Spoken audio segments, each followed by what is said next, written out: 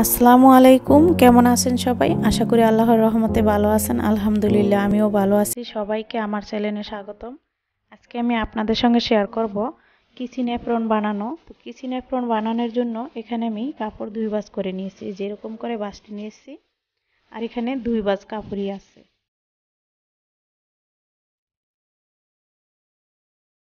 2 ভাঁজ কাপড় নিয়েছি আর কাপড় আছে এখানে 1 গজ। 1 গজ 6 ইঞ্চি কাপড় নিয়ে পুরো লম্বাটুকুই দিলাম। আপনারা চাইলে 1 গজ কাপড় দিয়ে এটা তৈরি করতে পারেন। এখন এখানে নিব 6 ইঞ্চি। আপনারা এখানে 6 বা 5.5 নেবেন, এর চাইতে বেশি নেবেন না। এখানে আমি 6ই বেশি নিয়েছি, 5.5 নিলেই হবে। এখন এইভাবে নিলাম 8 ইঞ্চি। এই যে 6 নেওয়ার পর নিচের দিকে আরও 8 ইঞ্চি নিলাম, বগলের যে এখানটাতে শেপটা যে হবে সেটার জন্য। আর এই যে এইভাবে ফিটিংস নিব 11 ইঞ্চি। 11 ইঞ্চি নিয়ে এইভাবে করে শেপটি দিয়ে দিলাম।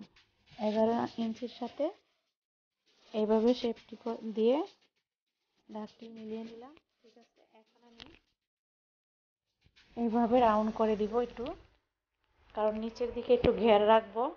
সোজা করে কাটলে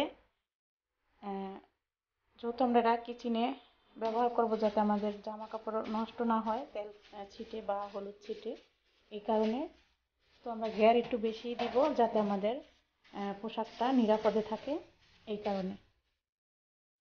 আর লংটাও কিন্তু আমি এই জন্যই বাড়িয়ে নিয়েছি। তো আপনাদের পছন্দ অনুযায়ী আপনারা লংটা বাড়িয়ে কমিয়ে নিতে পারেন। আর এভাবে একটু ঘের দিয়ে দিবেন। এখন আমি আপনাদের মেলে দেখাচ্ছি আমার কাটিংটা কিন্তু হয়ে গেছে।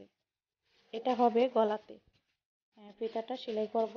সেলাই করে এভাবে গলাতে লাগিয়ে দিবা, বাস আপনাদের বোঝানোর জন্য আমি একটু দেখিয়ে দিচ্ছি। ঠিক আছে, তো এই যে কোমরে বাঁধার জন্য 2 সাইডে 2টি ফিতা হবে, আর এটা গলাতে হবে।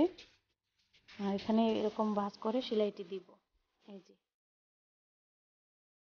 খুবই সহজ। আর এই অ্যাপ্রনটি কিন্তু রান্না করে আমার সব আপুদের জন্যই খুবই উপকার হবে। এরকম একটি অ্যাপ্রন বানিয়ে যদি আপনারা বাথরুমে করেন, কারণ জামা কাপড় তো নষ্ট হবে না তেল ছিটে বা হলুদ ছিটে।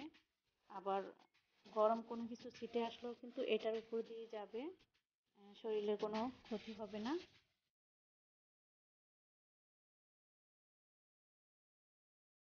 এখন এইভাবে এটা সেলাইটি দিলাম, একটু চওড়া করে নিলাম। একদমই সহজ। আমার নতুন আপুরা একবার দেখলে অবশ্যই পারবো, এটা মন দিয়ে দেখলে। এটা কিন্তু কোনো কঠিন কোনো কাজ না, আপনারা একটু খেয়াল করে দেখলে, একবার দেখলেই পারবেন। ঠিক আছে, এখন আমি সাইড সেলাই করে নিচ্ছি। যারা এখনো আমার চ্যানেলটিকে সাবস্ক্রাইব করেন নাই, প্লিজ আমার চ্যানেলটিকে আপনারা সাবস্ক্রাইব করবেন। আপনাদের কাছে আমার অনুরোধ রইল, বেশি করে শেয়ার করবেন। ভিডিওটি ভালো লাগলে অবশ্যই লাইক দিয়ে দিবেন।